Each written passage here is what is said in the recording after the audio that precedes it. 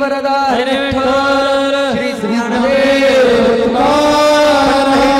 भगवान की माऊली ज्ञानेश्वर महाराज की जगद्गुरु तुकाराम महाराज की आई शिवाई माते की छत्रपती शिवाजी महाराज की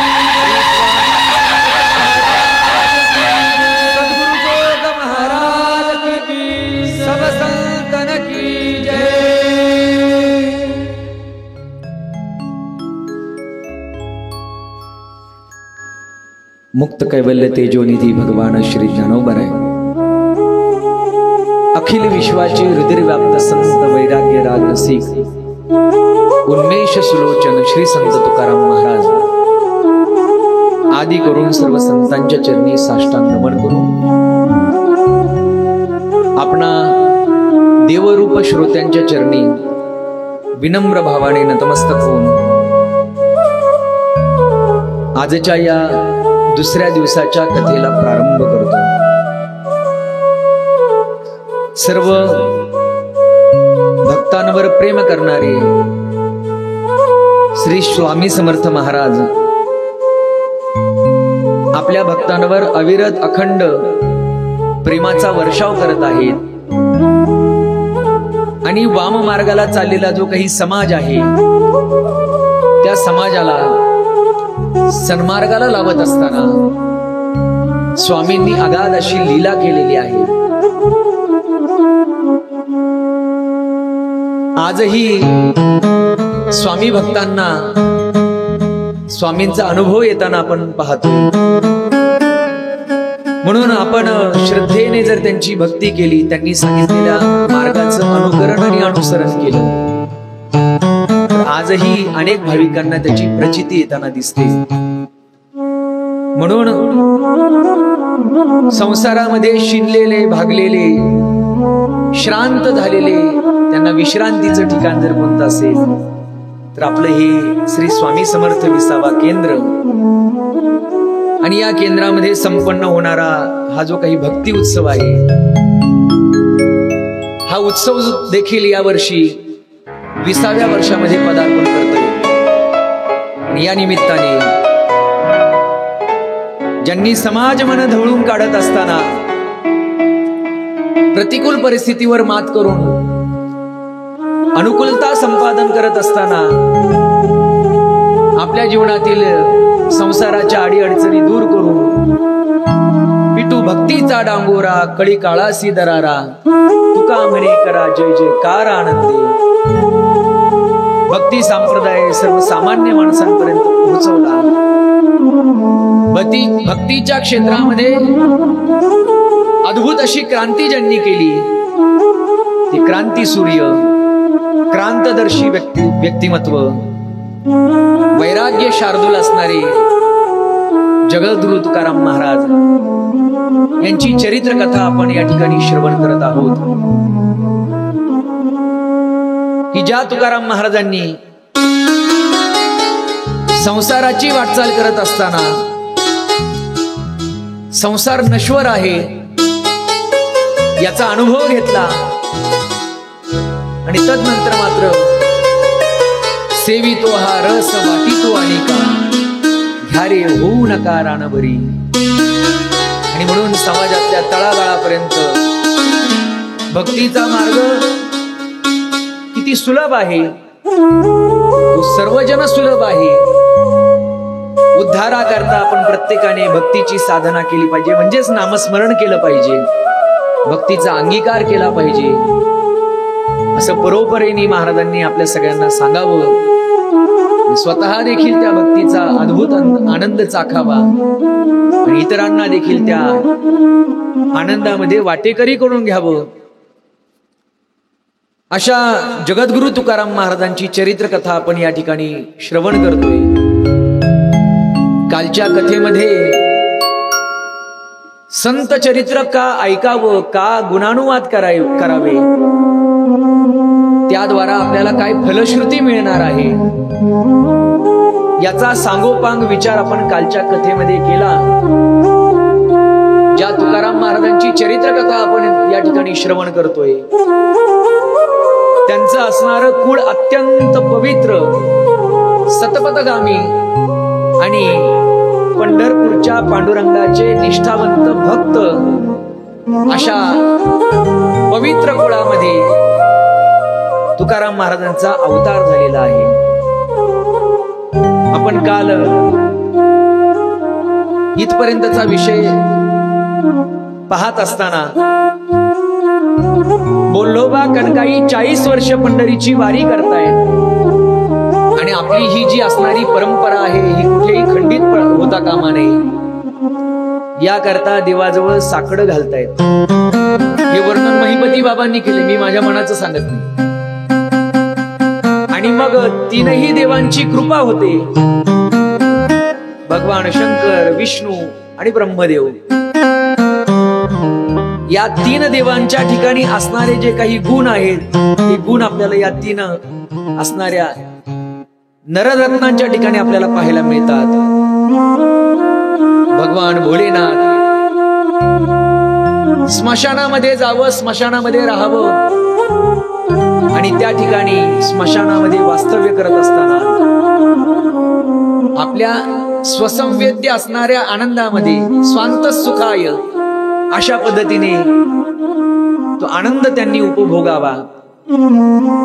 बालपणापासून वागण्यामध्ये विरक्ती होती आणि अशा विरक्तीच्या वृत्तीचे असणारे सावजी विठ्ठल मंदिरामध्ये, सिद्धेश्वर मंदिरामध्ये, हरिहरेश्वराच्या मंदिरामध्ये जावं, तासनतास त्या ठिकाणी बसून राहावं, नामचिंतन करावं. अवतारच शिवजींचा होता, महादेवांचा होता. महादेवांची वस्ती ही गावामध्ये नसते तर गावात असते. गावाच्या बाहेर लोकसंग्रहापासून वेगळं राहण्याचा स्वभाव जसा भगवान भोलेनाथांचा आहे त्याच स्वभावानुसार सावजी सुद्धा फार लोकसंग्रहामध्ये रमत नव्हते, एकांतवासामध्ये जायचे. लहान असणारी ही 3ही भावंड हळूहळू मोठी होत असताना पंतोजींकडे यांना धुळाक्षर गिरवण्याकरता पाठवावं. म्हणजे त्या काळामध्ये असणारी जी काही शिक्षण संस्था असेल त्या शिक्षणाचा अंगीकार या 3ही भावंडांनी केलेला आहे. अक्षर ओळख ज्या माध्यमातून केली जाते ती ओळख सावजी, तुकोबराय आणि कान्होबराय या 3ही भावंडांनी केलेली आहे. तुकाराम महाराजांचं बालपण म्हणजे काय आपल्यापेक्षा फार वेगळं आहे असं समजण्याचं कारण नाही. आपण बालपणामध्ये ज्या खोड्या करतो, आपण बालपणामध्ये जे विविध प्रकारचे खेळ खेळतो, जवळजवळ त्या सगळ्या खेळांचा अनुभव तुकोबरायांनी घेतलेला आहे. बालपणामध्ये सगळे खेळ महाराज खेळलेले. महाराजांची वृत्ती म्हणजे खिलाडू वृत्ती, खेळकर वृत्ती आहे. कोणी म्हणेल महाराज तुम्ही असं कसं बरं म्हणता, महाराज बालपणामध्ये खेळ खेळलेत. महाराजांना खेळाचा कसा अनुभव आहे हे जर समजून घ्यायचं असेल तर तुकोबरायांचं एक स्वतंत्र प्रकरण आहे आणि ते प्रकरण म्हणजे बाळक्रीडेचं प्रकरण.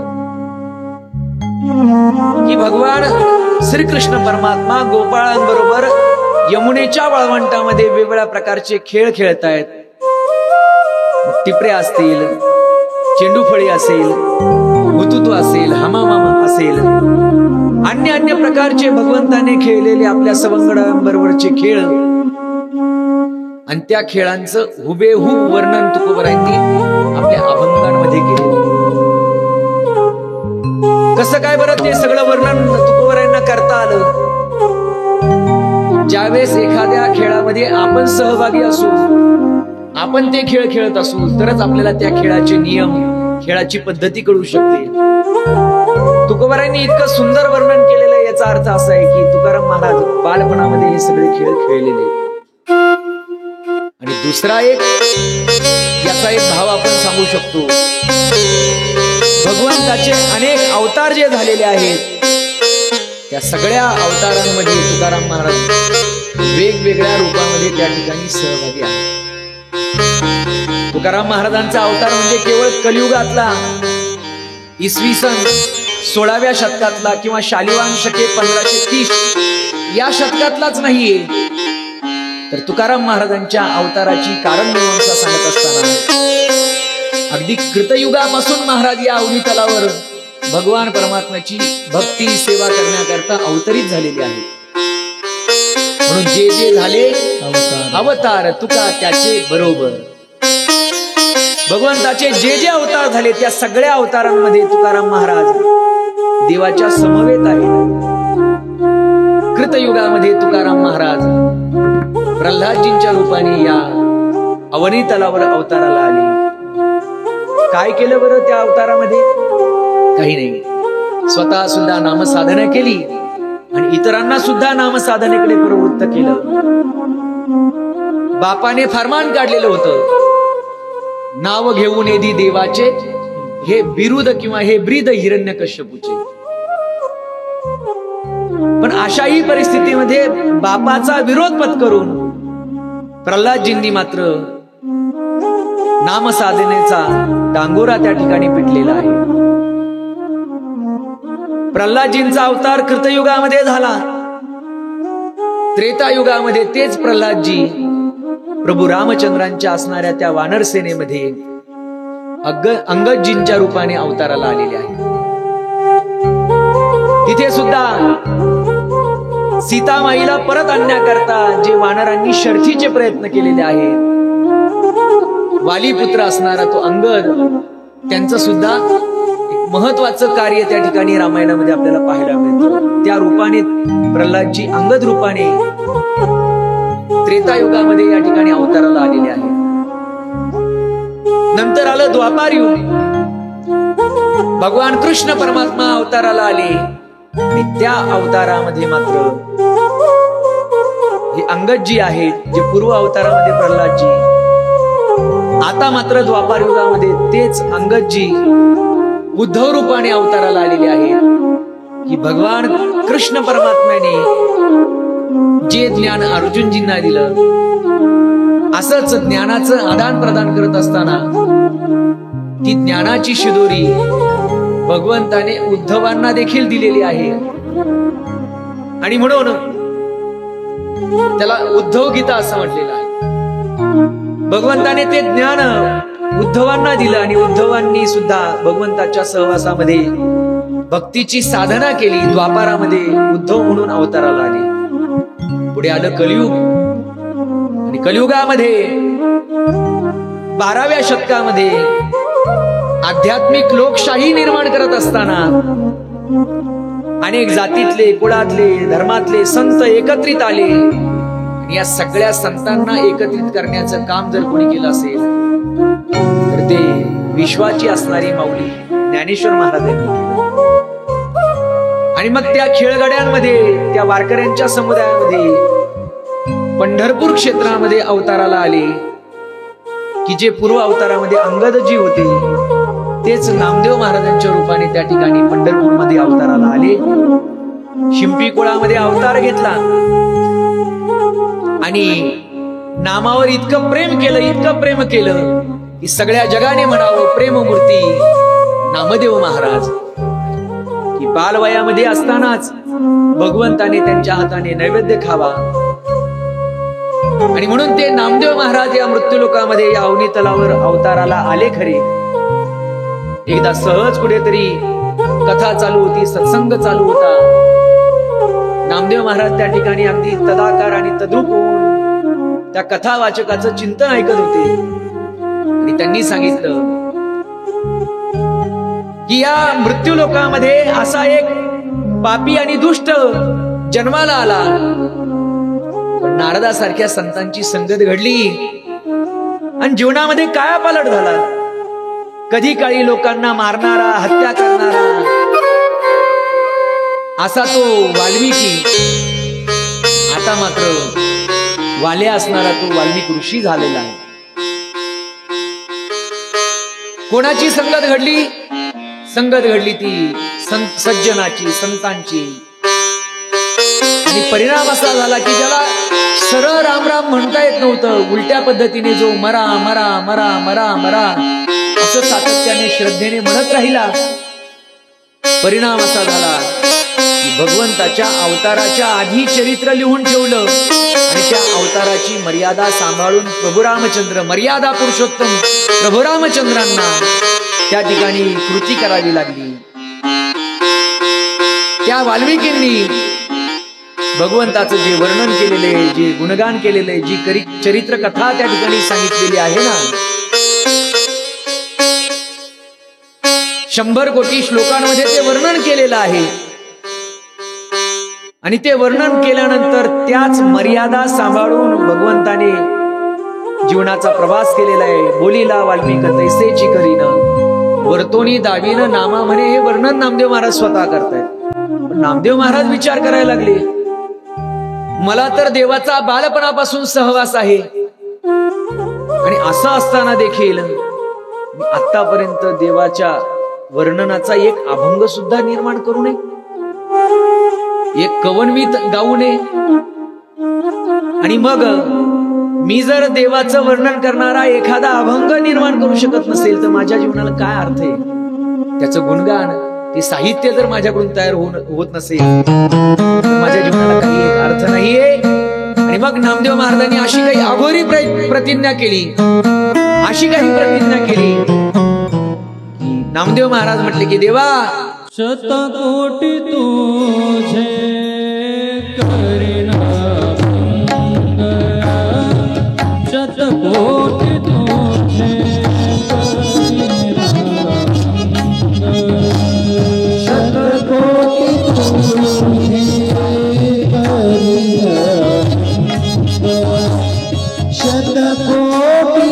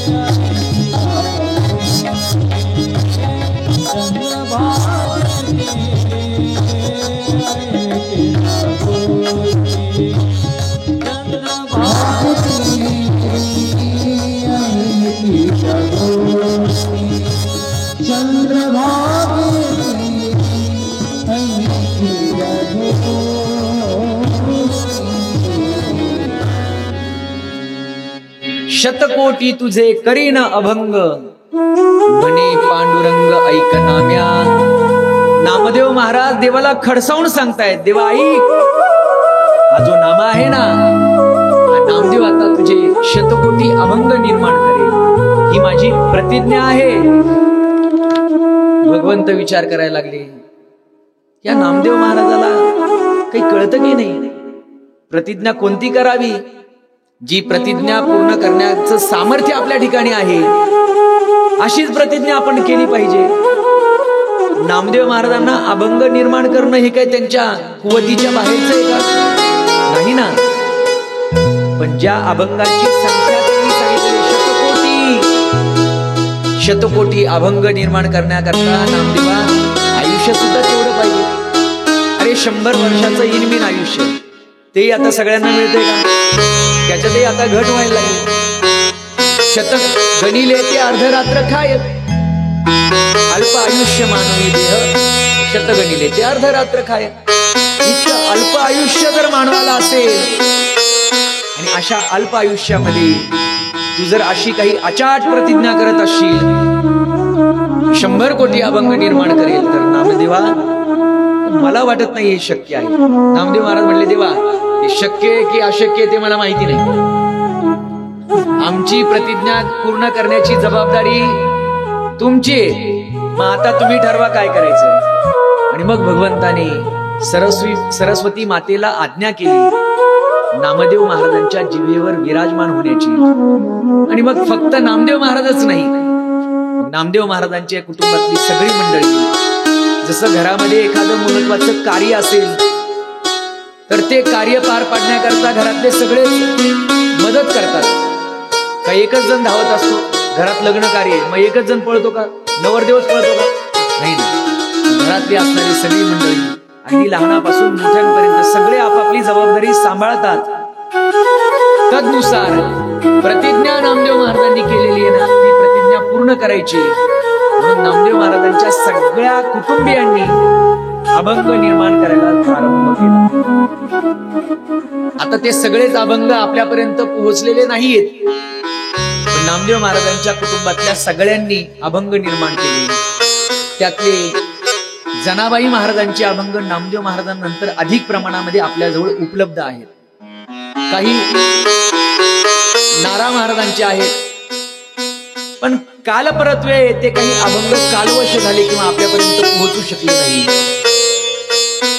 असे असणारे नामदेव महाराज हट्ट करतायत आणि भगवान परमात्मा सुद्धा त्या नामदेव महाराजांचा लढीवाळ हट्ट पूर्ण करण्याकरता सरस्वतीला आज्ञा करतायत आणि नामदेव महाराजांच्या मुखातून अभंग गंगा वाहू लागते.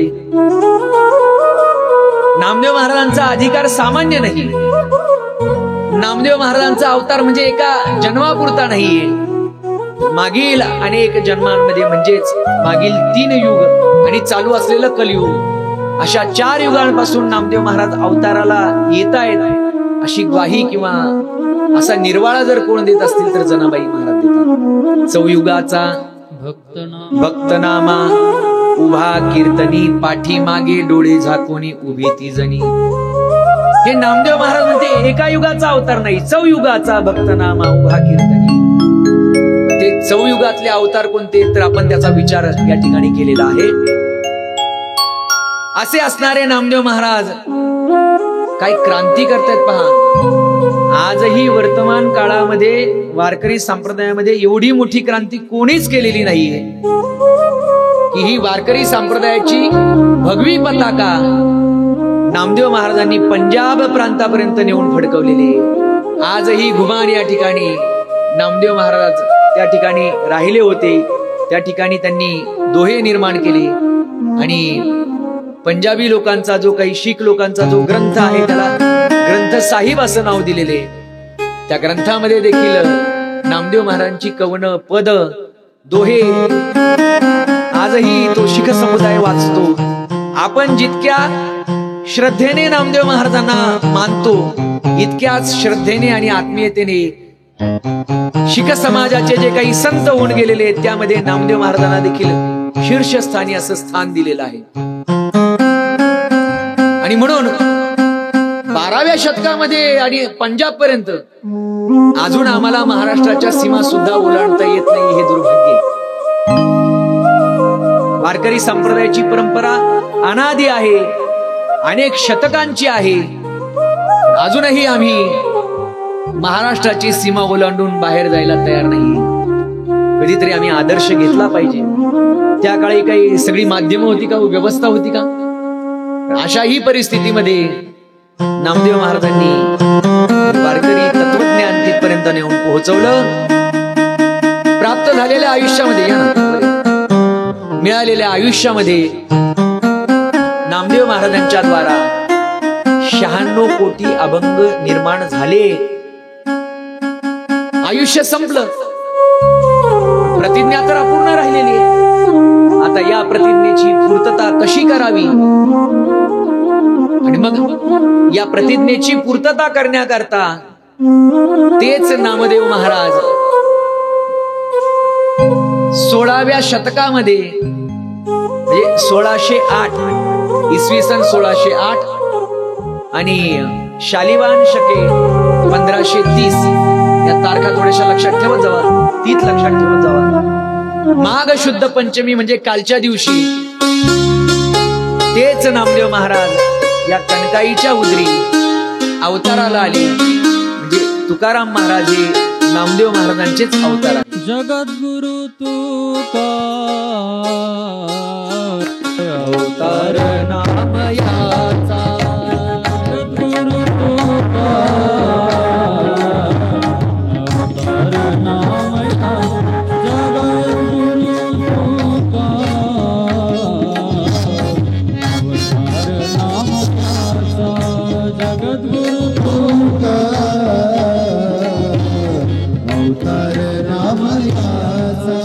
संप्रदाय सकळांचा येथोनिया संप्रदाय सकळांचा येथोनिया आरोपी ब्रह्मा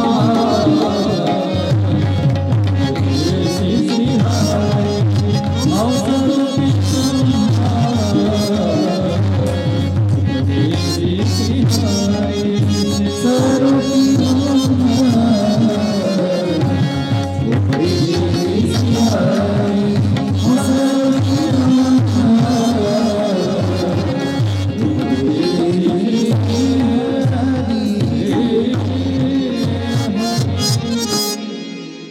जगद्गुरु तुका अवतार नाम याचा संप्रदाय सकळाचा येथोनिया.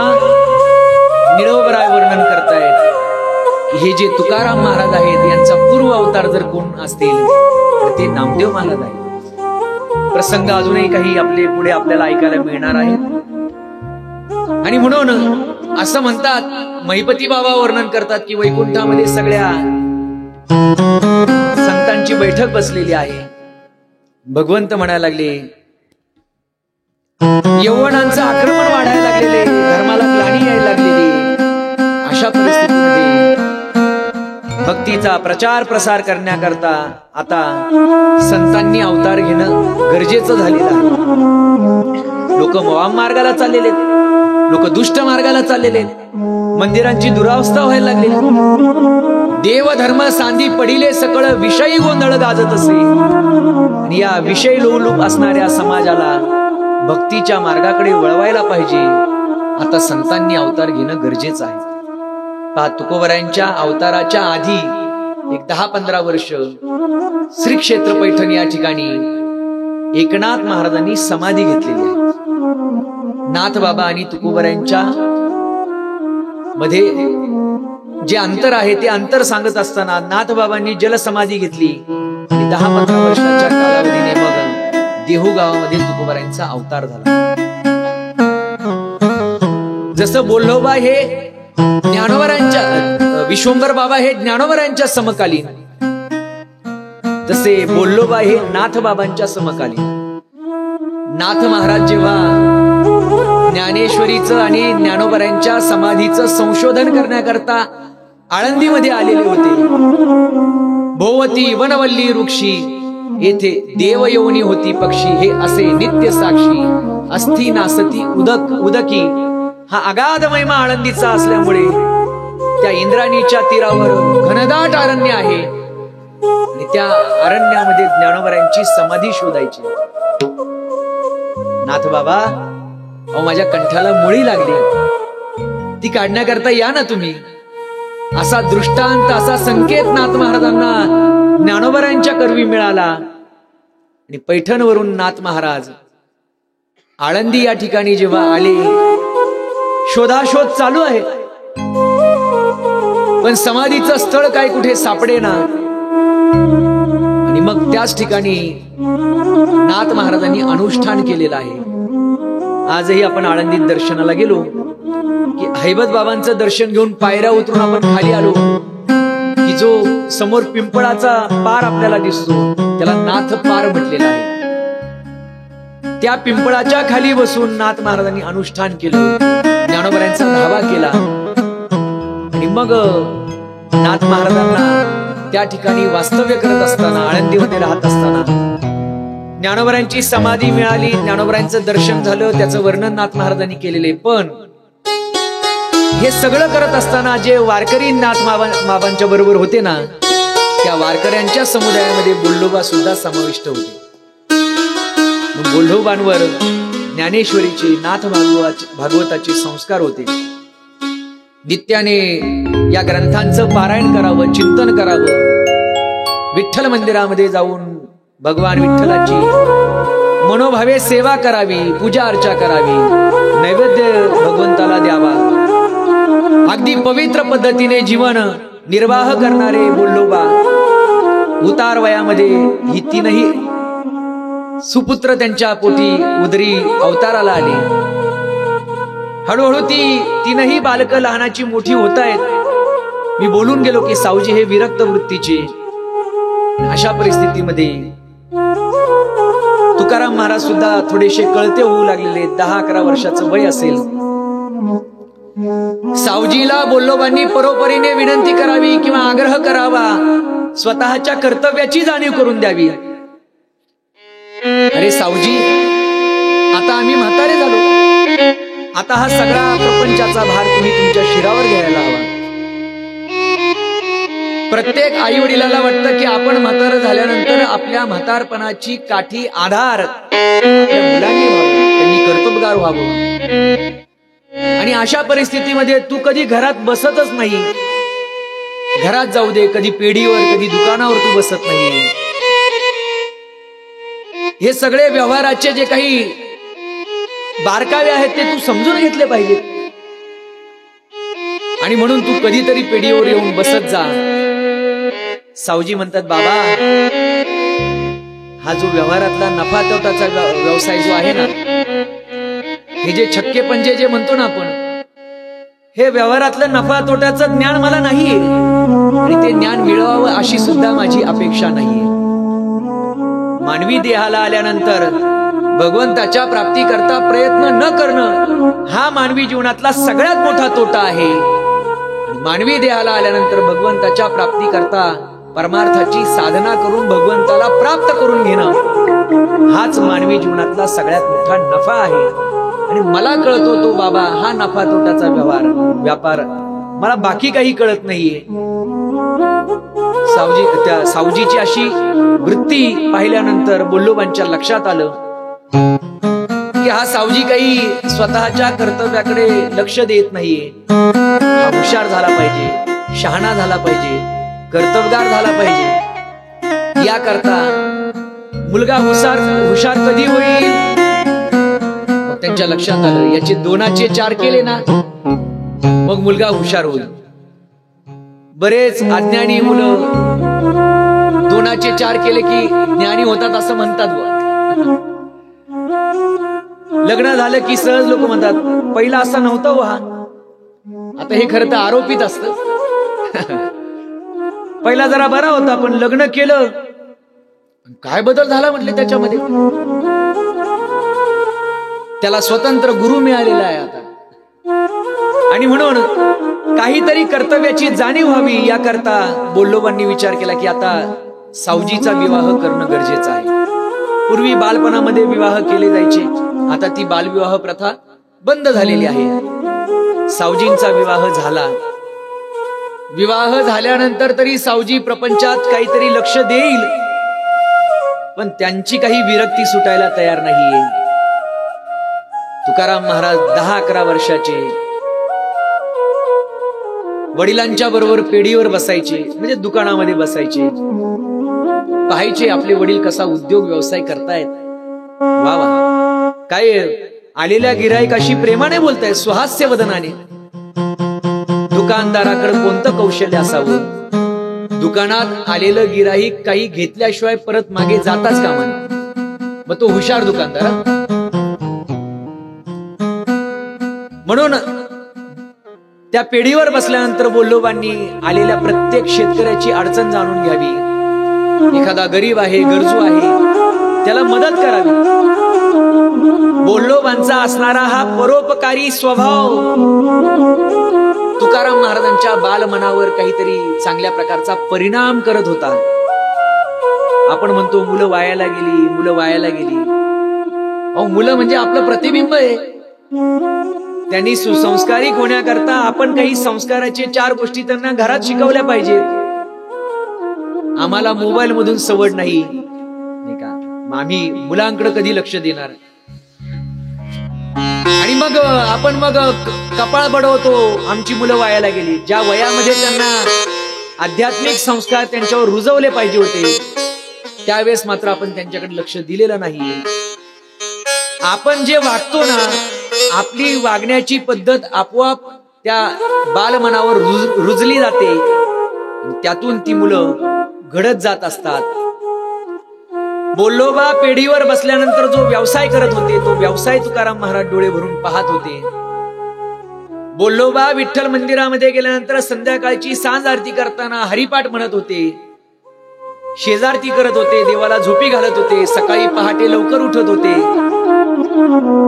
इंद्रायणीवर स्नानाला जात होते, भगवान पांडुरंग परमात्म्याचा काकडा आळवत होते.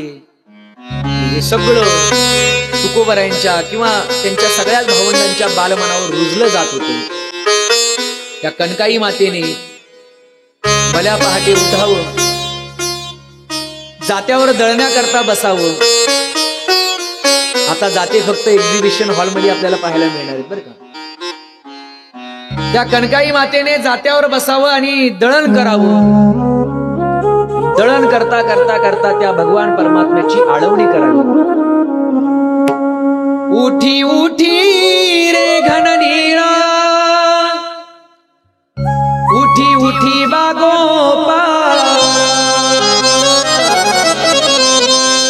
धनी निघाले सत्वरी तुझ्या काकडा रतीला. उठी उठी रे घननीळा,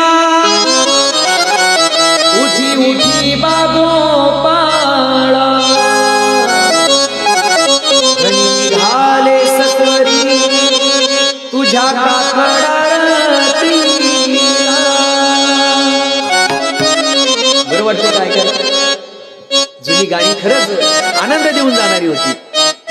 कनकाई माता जात्यावर दळताना ओळा म्हणते आणि देवाला आळवते. तुझ्या काकड्याची ज्योत माझ्या मनात देवते, तुझ्या कृपेची भाकर मुखी साऱ्यांच्या पडते, तीच भक्षुनिया मुखी माझी वाढताती बाळ. त्यांना भेव नाही मनी जरी आला कळी काळ. उठी उठी रे घननीळा, उठी उठी बागोपाळा, धनी निघाले सत्वरी तुझ्या काकडा रतीला. आईचे सुस्वर तुकाराम महाराजांच्या कानातून मनापर्यंत पोहोचायचे. तुकाराम महाराज साखर झोपेतून जागे व्हायचे. देवाना वडील विठ्ठल मंदिरामध्ये गेलेले असायचे काकडा करण्याकरता. उठा जागे भारे आता, स्मरण करा पंढरीनाथा, भावे चरणी सेवा माथा, सुख व्यथा जन्माच्या. नामदेव महाराजांचे अभंग त्यांच्या कानावर पडायचे. जे बोल्लोबांच्या कंठातून ते बाहेर पडत. गावात कुठे वासुदेव येतो? पूर्वीच्या काळी गावागावामध्ये वासुदेव यायचे. मर्याईचा देव्हारा यायचा नाही का, मानभाऊ यायचा. अनेक असे संस्कृती पसरवणारे, संस्कृतीचं असणारं दिग्दर्शन घडवून देणारे हे सगळे मंडळी गावागावामध्ये यायचे. देहू गावामध्ये वासुदेव यायचा आणि त्या भल्या पहाटी त्या गावातल्या सगळ्या असणाऱ्या लोकांना तो जाग करायचा. घुळ घुळा वाजती टाळ, घुळ घुळा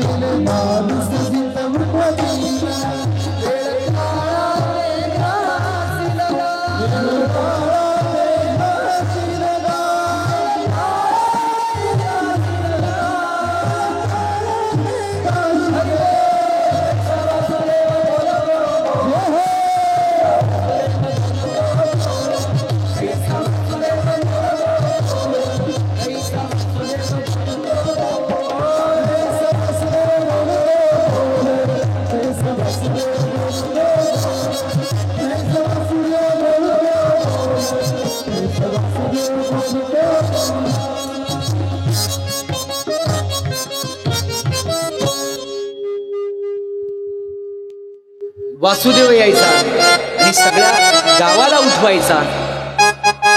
वासुदेव यायचा तो सुद्धा सुस्वरामध्ये जे संतांनी आपल्या अभंगामध्ये बोललेले जे विचार आहेत ते गावागावामध्ये त्या ठिकाणी उपदेश करण्याचं काम तो वासुदेव करायचा. वासुदेवाची स्वारी यायची, गाव जागविता आली वासुदेवाची स्वारी. मर्यायचा देव्हारा यायचा. एवढंच नाही, मानभाव सुद्धा यायचा. मानभाव बाई आता मानभाव बाई, मानभाव बाई आता मानभाव बाई, मानभाव बाई आता मानभाव बाई, मानभाव बाई आता मानभाव बाई, मानभाव बाई आता मानभाव बाई, मानभाव बाई आता मानभाव बाई, मानभाव बाई आता मानभाव बाई. भिक्षावाडा काही आम्हा भिक्षावाडा काही,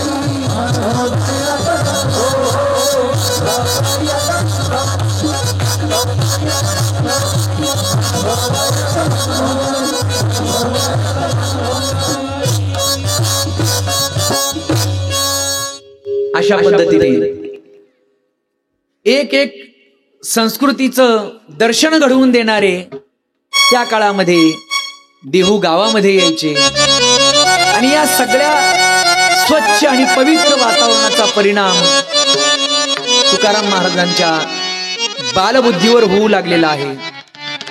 तुकाराम महाराज आता 11-12 वर्षाचे झालेले आहेत आणि आपल्या वडिलांबरोबर व्यवसायामध्ये त्यांना परोपरीने मदत करतायत. अल्प वयामध्ये हे सगळं ज्ञान त्यांनी इतक्या लवकर आत्मसात केलं की कधी कधी परगावाला काही खरेदी करायला जायचं असेल तर बोल्लोबा विश्वासाने तुकाराम महाराजांना पाठवायचे. जा तुकाराम, अमक्या अमक्या गावाला जाऊन तांदूळ खरेदी करून आण, त्या नाणे मावळच्या पलीकडे जाऊन तिकडून काही खरेदी करून आण. अगदी म्हणजे शिरवळ पासून तर आपल्या जुन्नर पर्यंत आणि खाली शिरूर पासून तर वरती नाणे मावळ पर्यंत या सगळ्या परिसरामध्ये अल्पवयामध्ये तुकाराम महाराजांच्या नावाचा बोलबाला झालेला आहे. तुकाराम महाराजांना आता कोणी तुकाराम म्हणत नव्हतं. मग तुकशेटी पहा म्हटले बोल्लोबाचा तो तुकाराम. अगदी बालवयामध्ये त्याने स्वतःच्या कर्तृत्वाचा ठसा असा उमटवला की बापाच्या माघारी चांगला व्यवसाय तो करणार आहे. बोल्लोबा म्हणजे सामान्य व्यक्तिमत्व नाही. बोल्लोबा हे त्या काळातले महाजन होते. महाजन म्हणजे काय की त्या काळामध्ये व्यवसाय करत असताना, वस्तूंचं आदान प्रदान करत असताना त्या वस्तूची धारणा म्हणजे किंमत किती असावी, ज्याला का म्हणतो आपण MRP नाही का, तर ती किंमत ठरवण्याची जबाबदारी कोणावर होती, तर ती बोल्लोबांवर होती. त्या काळामध्ये ज्या काही वस्तू विकल्या जायच्या त्या विक्रीचं मूल्य काय असावं ही जबाबदारी महाजन म्हणून बोल्लोबांवर होती. नुसती एवढीच होती का? नाही ना. त्या काळामध्ये जी काही वजन, माप, काटे, तराजू जे आहेत ना, त्याच्यावर देखील लक्ष ठेवण्याचं काम बोल्लोबा करत होते. आता आपण आपल्या दुकानातला काटा मारू शकत नाही आपण. मग असं जर आपण केलं तर आपल्याला त्या ठिकाणी शिक्षा होऊ शकते. त्याचं लायसन घ्यावं लागतं, ते रिन्यू करावं लागतं. ही जी सगळी प्रक्रिया आज शासनाच्या माध्यमातून जी होते ना, त्या काळामध्ये बोल्लोबा ती सगळी प्रक्रिया सांभाळत होते. वस्तूची किंमत काय ठेवायची, कोणत्या काळामध्ये वस्तूची किंमत कमी करावी, जेणेकरून समाज नाडला जाणार नाही, अडचणीमध्ये सापडणार नाही. एखादा अडचणीमध्ये असेल तर त्याला मदत करण्याचं काम बोल्लोबांनी करावं. बोल्लोबा हे त्या काळातले थोर सावकार होते. सावकार म्हणजे गरजू लोकांचं रक्त शोषण करणारा वर्ग नाही, म्हणजे बोल्लोबांच्या बाबतीत. बाकी मात्र विपरीत परिस्थिती आपल्याला पाहायला मिळते. आजही खाजगी सावकाराच्या कचाट्यामध्ये अडकून अनेक लोक आपला देहत्याग करताना आपल्याला पाहायला मिळतात. बोल्लोबा हे सज्जन सावकार होते. म्हणजे सावकार आणि सज्जन असं हे वाक्य सुद्धा बोलणं थोडंसं अवघडच आहे.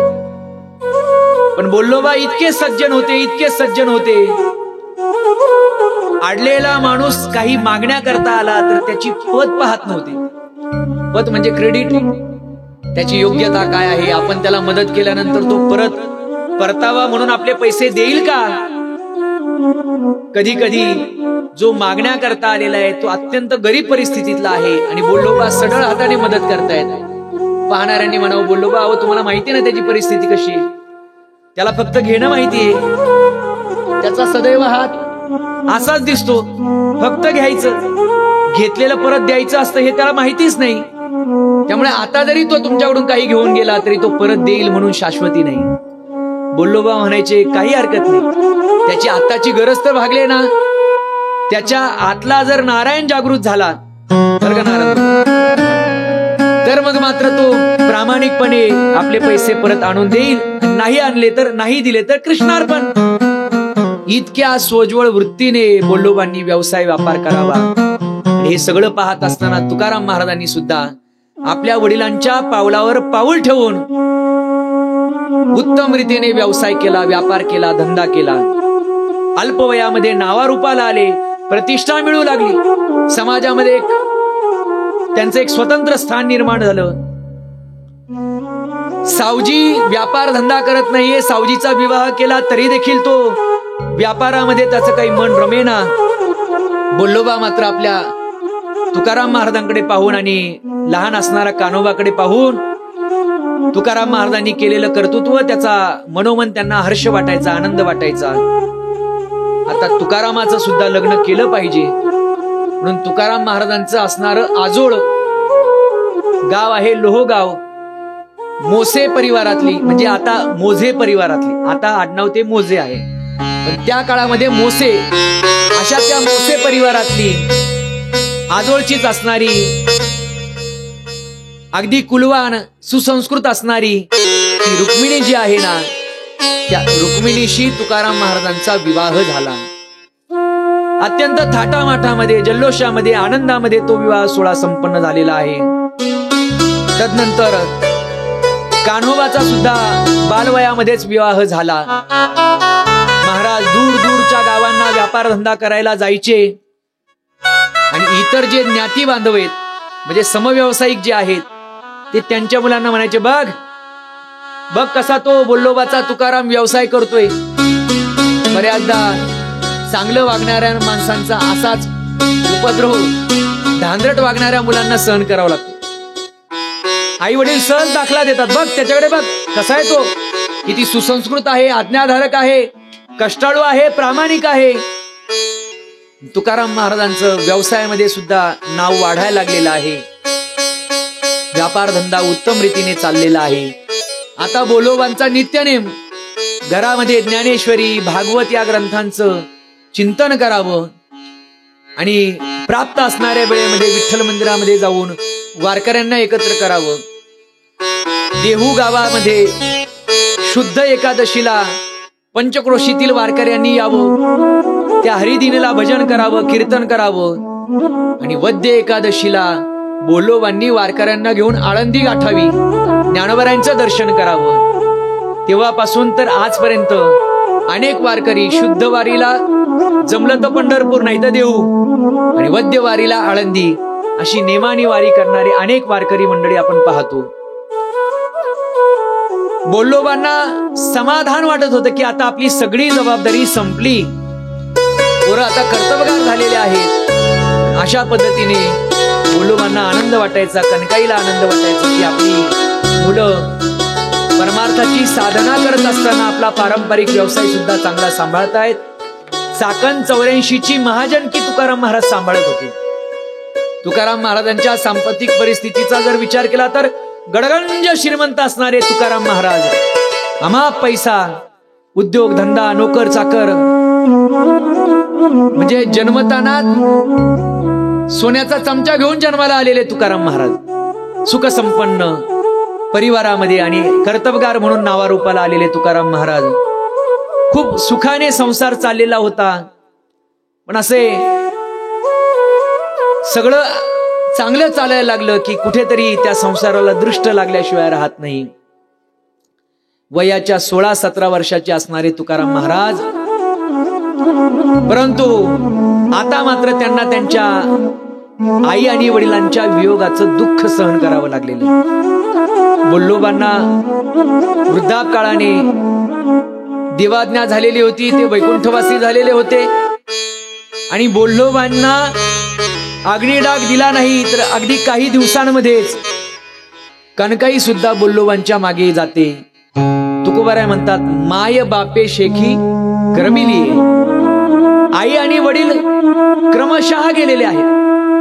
लोकांनी प्रश्न करावा, महाराज तुमचं अलौकिक जीवन आम्ही पाहतो, बोला ना कसे घडलात तुम्ही. मग तुकाराम महाराजांनी लोकांनी आग्रह केला म्हणून स्वतःच आत्मचरित्र ज्या काही अभंगांमध्ये सांगितलेले, त्या अभंगामध्ये तुकाराम महाराज म्हणतात, आमचा परंपरेचा व्यवसाय जर कोणता असेल तर तो वाणिज्य व्यवसाय म्हणजे वैश्य व्यवसाय आहे. याते शूद्र वैश्य केला व्यवसाय, अधिको हादेव कुळ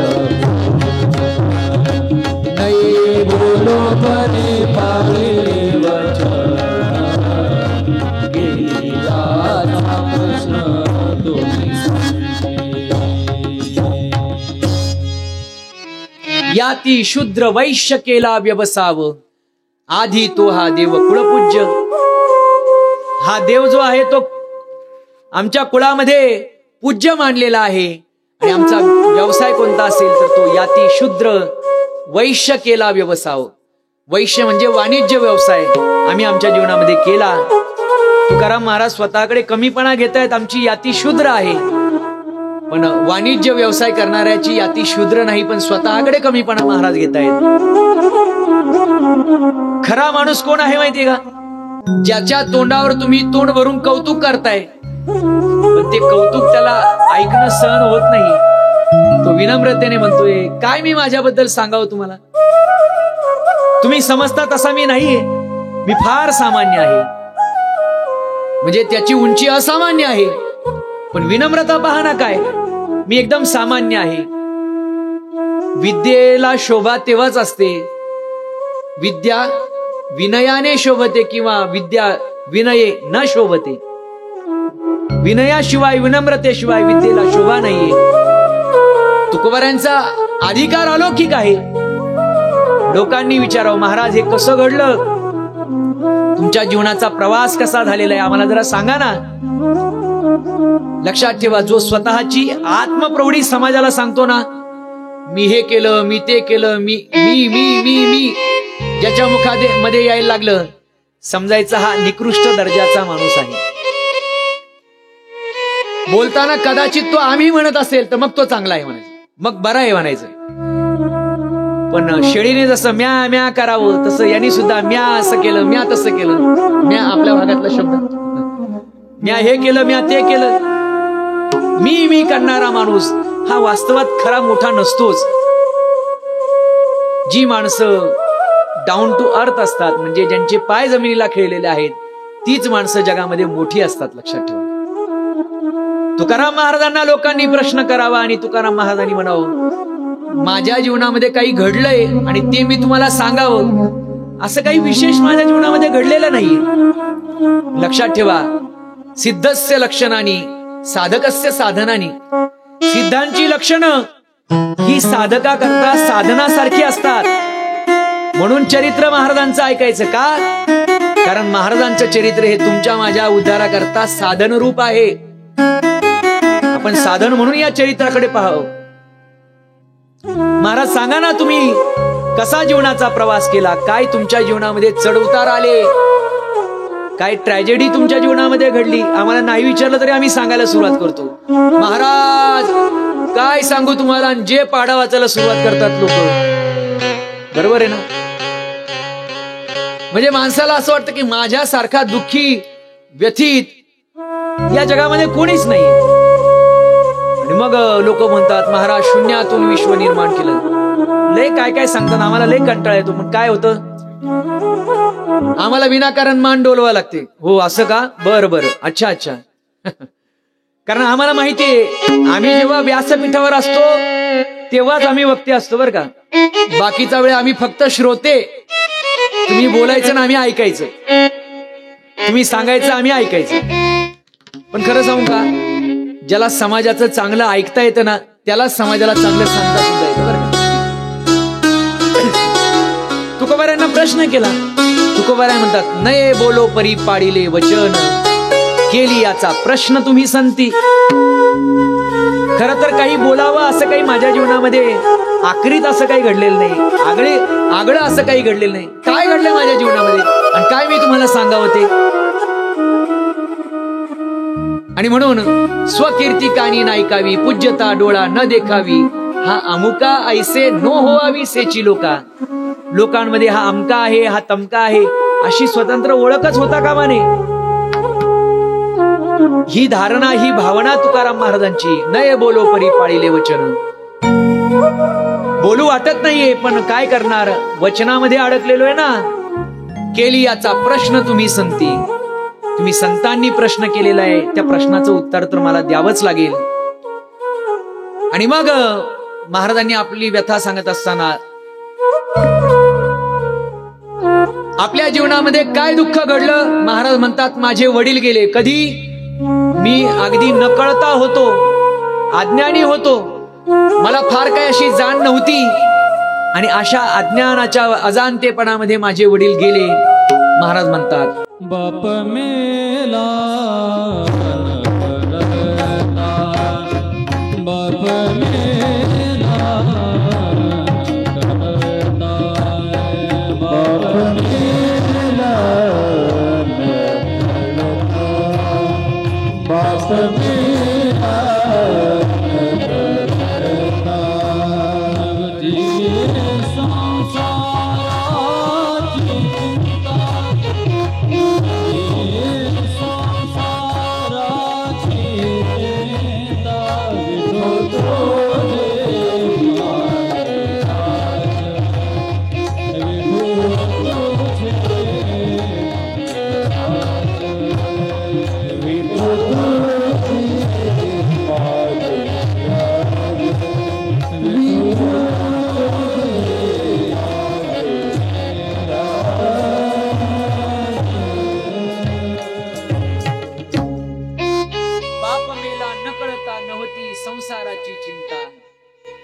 तुकाराम महाराज म्हणतात, संसारात कोणती चिंता माझ्या ठिकाणी नव्हती. पण वडील गेले त्यावेळेस मी नकळता होतो.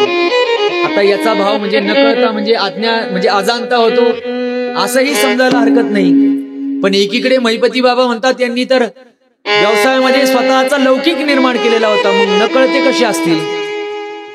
परंतु ज्यावेळेस बोल्लोबा वैकुंठवासी झाले त्यावेळेस बोल्लोबांच्या जवळ तुकाराम महाराज नव्हते, त्या ठिकाणी उपस्थित नव्हते.